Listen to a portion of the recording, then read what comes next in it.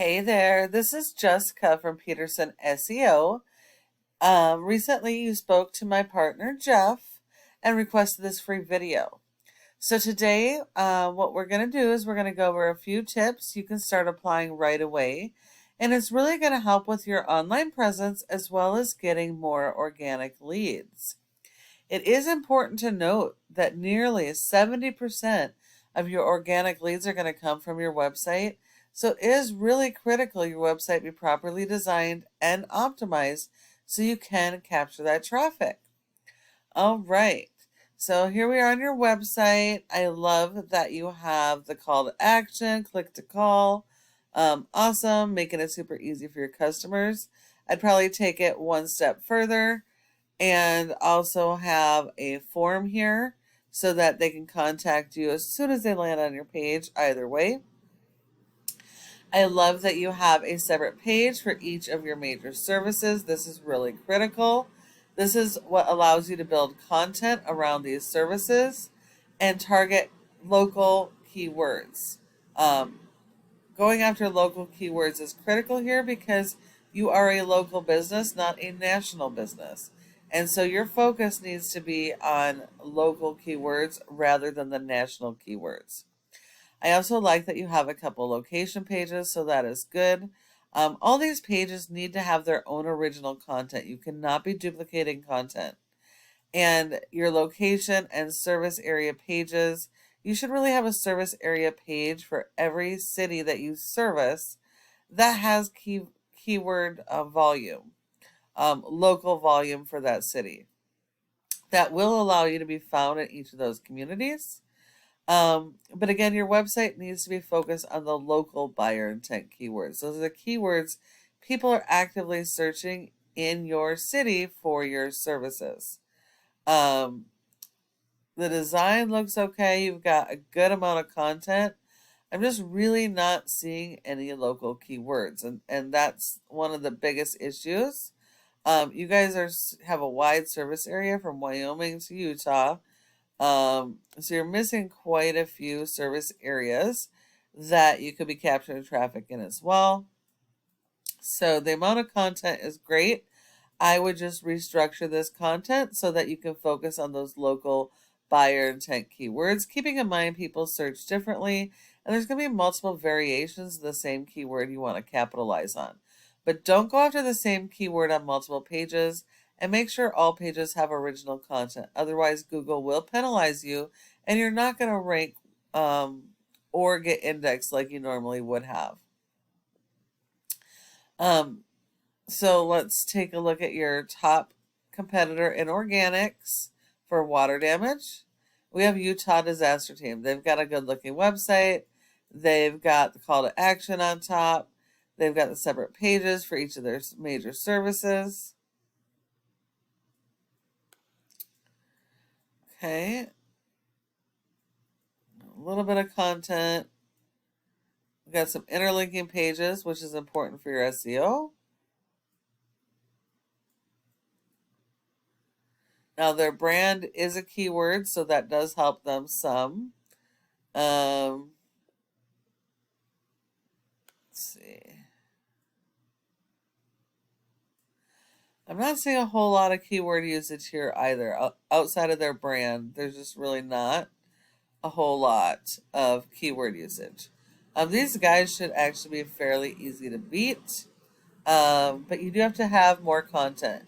Google likes a minimum of 1,000 to 1,500 words of content or more, depending on what your competitors are doing, and you need 250 words for every keyword you're going to target. It looks like they do have a separate page for every single one of the areas that they service. So I would really recommend you doing the same thing so that you can be found organically in those areas. Now, in addition to that, you do need to support your website with SEO because you're not going to be found online without it. So if we look here, okay, you got a 27 out of 100 in Google's Trust Flow. So obviously you did have SEO or currently do. So that's a plus. This score is based 100% on your backlinks and referring domains. While you do need a lot of these, not all links are good links. Not everyone works for every type of company. So you want to stick to only getting authoritative do follow links, and to realize that you're only going to get credit for one backlink per referring domain. Anything else Google looks at as spam. And you only have 142 that are do follows. So actually you only have 142 links helping your website. You have been indexed for 2,700 keywords, and you are getting 1,400 people on average to your website. But here's the problem. So blogging can be really, really good for you, can really help your website, really help you rank and give authority when it's done correctly. Unfortunately, your blogs are not being done correctly, and I see this in most companies, so it's not just you guys.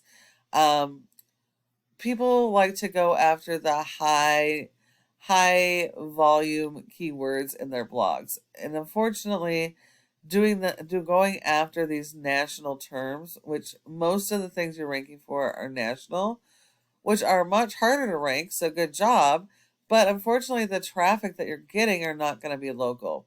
So this is under the old way of thinking, is throw as much as you can at it to get people to your website and hoping that they're going to stick, and that doesn't work. You have to stick to local, because these national terms are driving people from across the country to your website that you can't help. Very small percentage, if any at all, will be local. And so none of these blogs are going to help you convert into a customer. So you need to do if you're going to do the blogs, it needs to be focused on the local keywords that you're wanting to rank for. You'd write several articles around those keywords. You'd highlight those keywords, bolding them and linking them to the page you want to rank. And then you'd go out and you'd get some high level backlinks to support the blog, therefore helping you to rank for the keyword on the specific page you want to rank. But doing it like this helps your authority and your trust score, but it's not going to help you to rank. And I think this is probably one of the biggest issues that you're having. Now, if we look at your top competitor, they only have a 0.8 with 105 backlinks and 32 referring domains. Just proof that not all backlinks are good.